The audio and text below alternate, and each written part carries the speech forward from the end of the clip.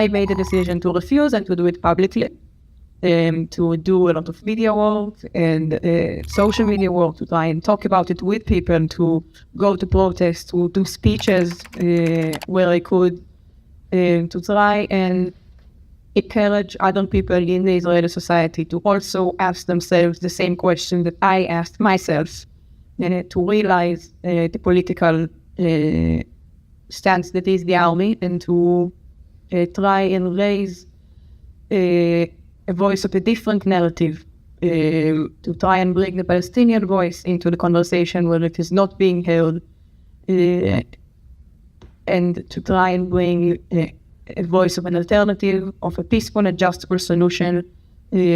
of validating Palestinian history and Palestinian suffering, and seeing each other's narratives and trying to fight dehumanization, to truly get to the root of the problem, and to try and fight against the us versus them kind of mentality that really rules this land, where I don't see any us versus them. And I don't think that any future will come from an us versus them.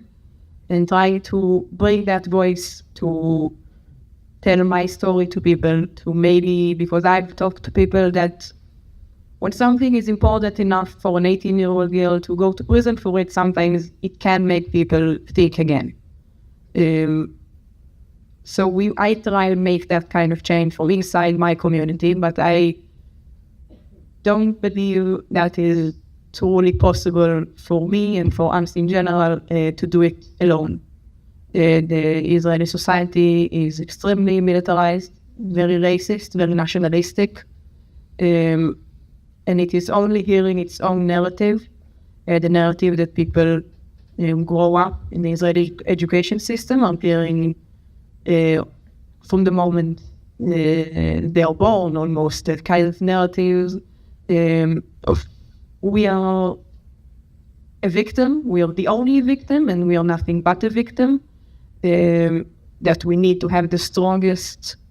most powerful army in the world so no one can hurt us. That is our only way to survive. People are living in existential fear, that everyone hates them,